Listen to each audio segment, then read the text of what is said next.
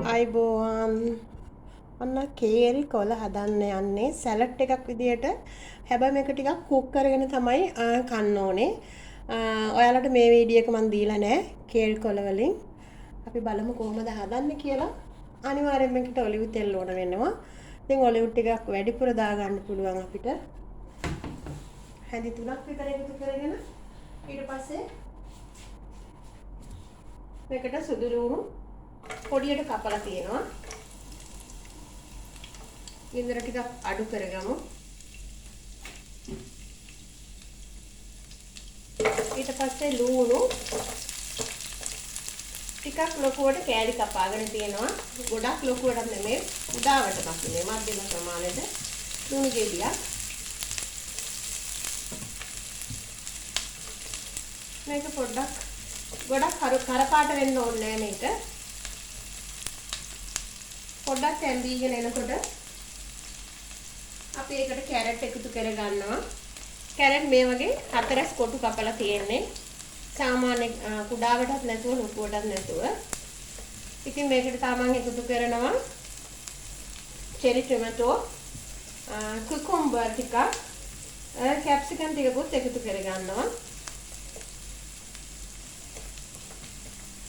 Carrot ටික වැඩිපුර තැම්බෙන්න ඕන නිසා ඉස්සරලාම එකතු කරගත්තා.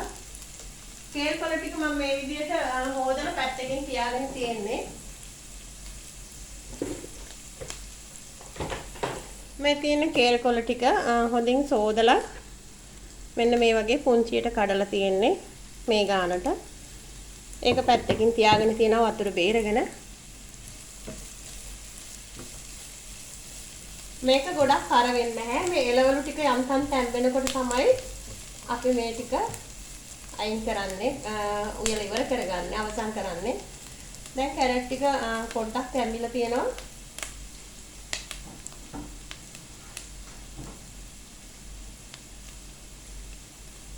ඊට පස්සේ මම මේකට බෙල් පේපර් පාට දෙකකින් එකතු කරනවා. ඔයාලට පුළුවන් කොළ පාටත් එකතු කරගන්න. ඊට පස්සේ චෙරි ටොමැටෝ,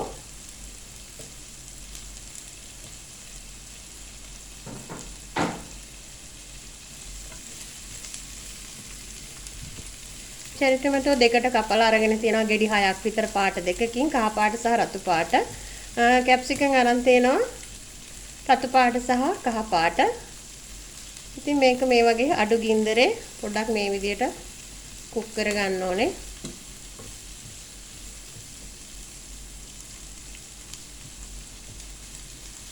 කැරට් ටික තමයි අපිට ටිකක් තැම්බෙන්න ඕන වැඩිපුර. මේක නිසා තමයි කැරට් වේ ලස්සන එකතු කරගෙන තියෙන්නේ.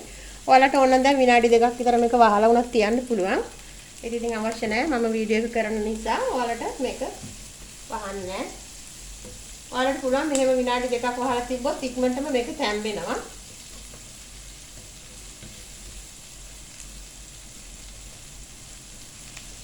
තා මේකට අපිට ඕන වෙනවා රසය අනුව ලුණු, ගම්මිරිස්, ඒ වගේම රොස්මෙරි ටිකක් එකතු කරගන්නවා. එකතු කරගෙන ඉවර වෙලා තමයි මේක ලිපෙන් අයින් කරගන්නේ. දැනට ගත වෙලා තියෙනවා විනාඩි 3:00ක්. ඉතින් විනාඩි 6ක් වගේ කාලෙකින් මේක අපිට හදාගන්න පුළුවන්. මේක සැලඩ් එකක් විදියට තමයි පාවිච්චි කරන්නේ.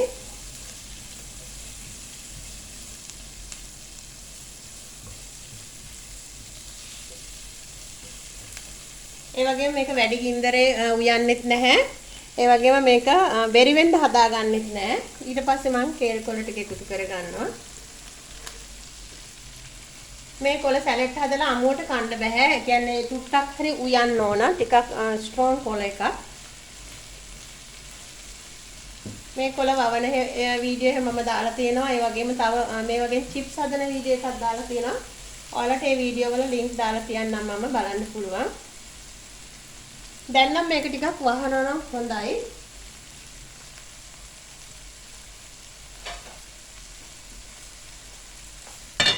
මෙහෙම වහලා ගින්දර චුට්ටක් වැඩි කරාම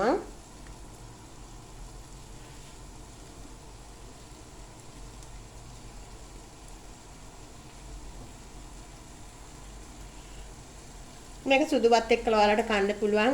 බ්‍රෙඩ් එකක් එක්කලා වුණත් කන්න පුළුවන්. ඉතින් වීඩියෝ එක අතර වාරේ මතක් කරන්නම්. ඔයාලා තාමත් Maleedesilva කියන මගේ YouTube channel එක subscribe කරලා නැතිනම් subscribe කරන්න. ළඟින් තියෙන notification bell එකත් ඕල් දාලා තියාගන්න. එතකොට තමයි මගේ වටිනා වීඩියෝ වලට ඉක්මනින්ම ලැබෙන්නේ.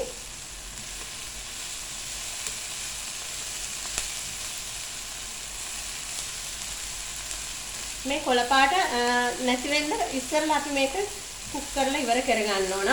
මම ආයෙ ගින්දර අඩු කරගන්නවා.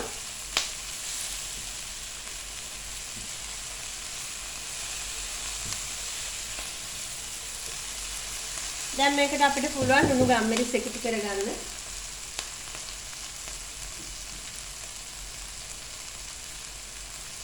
ගොඩක් ලුණු ඕනේ නැහැ.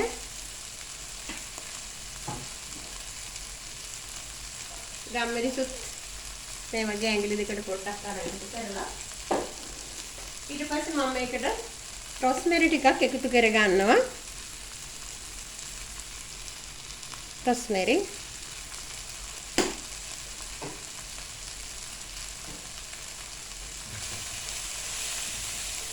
මේ කේල්කොළ හදන වීඩියෝ ඔයාලට කලින් වීඩියෝ දාලා නැහැ නේ. ඉතින් ඔයාලට මම හිතනවා මේ වීඩියෝ එක වැදගත් වෙයි කියලා. මේක ඊටාම පෝෂණීය කොළ වර්ගයක්. ගොඩක් රෝගවලට ඔයාලට මේක පිළියමක් විදියටත් කන්න පුළුවන්. ඒ කියන්නේ කොලෙස්ටරෝල්, සුගර් වගේ තියෙන අයට ගොඩක්ම හොඳයි. ස්නායු සම්බන්ධ රෝග තියෙන අයට ගොඩක්ම වටිනා කොළ වර්ගයක් හොයලා කන්න. ගොඩක් හැම කඩේකමත් නැහැ. ෆුඩ් සිටි වල වගේ තියෙනවා කේල්. මම නම් ලංකාවට යද්දි මේක යට අරගෙන ගිහිල්ලා ලංකාවේ බීජ අරන් ගිහිල්ලා බෝ කරන්න දීලා ආවා. මගේ නංගි කෘෂි කර්මාන්ත ක්ෂේත්‍රේ වැඩ කරන නිසා එයාට පුළුවන් ඒක ව්‍යාප්ත කරන්න. මම තව ඔලිව් ඔයිල් ටිකක් මේකට එකතු කරගන්නවා. ඒ ඔලිව් ටිකක් වැඩිපුර දාගෙන කන්න පුළුවන්. මම දැන් ලිප් ඔෆ් කරනවා.